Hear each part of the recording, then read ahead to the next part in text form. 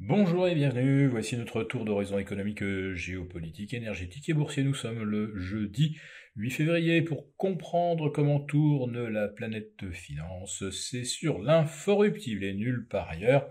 Et l'épisode du jour s'intitulera La France, déjà médaille olympique de la gabegie. Bon, avant d'aborder la thématique des Jeux olympiques de Paris, nous allons jeter un petit coup d'œil sur les marchés avec, naturellement, les 5000. Voilà, ça c'est fait. Le contrat Mars à côté, 5000 tout rond, mercredi soir à 21h04.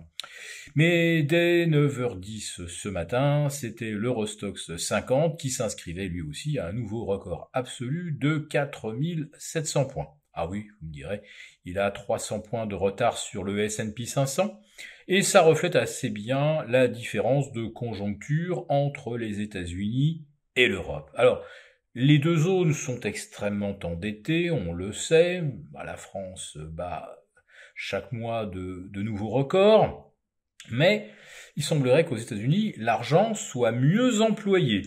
Oui, ils ont 34 000 milliards de dettes à rembourser, mais au moins ça génère de la croissance, alors qu'en France, on s'endette sans générer davantage de croissance. Alors comment le S&P est-il allé chercher les 5000 ? Grâce aux semi-conducteurs, naturellement, qui sont revenus en force hier avec Nvidia qui bat un nouveau record et dont la capitalisation atteint maintenant 1700 milliards de dollars, c'est-à-dire plus de la moitié de la capitalisation du marché parisien. En fait, plus de la moitié du PIB français, pour être plus réaliste. En ce qui concerne le CAC 40, le voici qui se rapproche des 7700, et grâce à quoi ? Eh bien, grâce au luxe, toujours le luxe, et toujours pas de rotation sectorielle à l'horizon. Alors on espère peut-être quand même voir les équipementiers automobiles rebondir après un début d'année assez catastrophique. On est à moins 23 sur Valeo, moins 25 sur Forvia, et aujourd'hui Valeo rebondit de plus de 5%, et invalide un signal de baisse qui était apparu la veille. Donc depuis le 1er janvier, Valeo se faisait matraquer tous les jours, tandis que les semi-conducteurs étaient achetés tous les jours.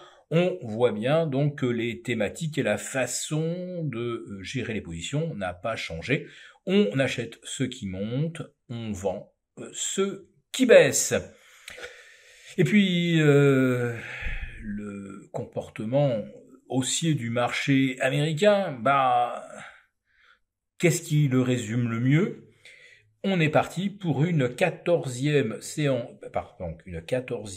semaine de hausse sur 15 depuis fin octobre, donc seule semaine dans le rouge, celle du 2 au 5 janvier. Et puis, depuis le 15 janvier dernier, c'est de la hausse, toujours de la hausse, 13 séances de hausse pour le S&P sur 16. Ce marché a un fonctionnement parfaitement normal, puisqu'il est monté durant 9 semaines, parce que la Fed allait baisser les taux, et maintenant il grimpe depuis 4 semaines, parce que la Fed ne va pas baisser les taux, ou en tout cas pas de sitôt. Alors, oui, si la Fed ne baisse pas les taux, c'est que l'économie américaine est vigoureuse. C'est une excellente nouvelle pour les actions. Donc que la Fed monte ou non les taux, de toute façon, les actions montent toujours. Ça, vous l'aviez bien compris. Bon, maintenant, ce qu'on voudrait comprendre, c'est ce qui se passe avec les Jeux Olympiques. On apprend hier que la cérémonie d'ouverture, la grande parade sur la Seine, un scénario unique dans l'histoire des Jeux, cette grande parade ne va peut-être pas avoir lieu. Alors, est-ce que le plan B, c'est de faire une cérémonie bien classique au Stade de France ? On ne peut pas l'exclure.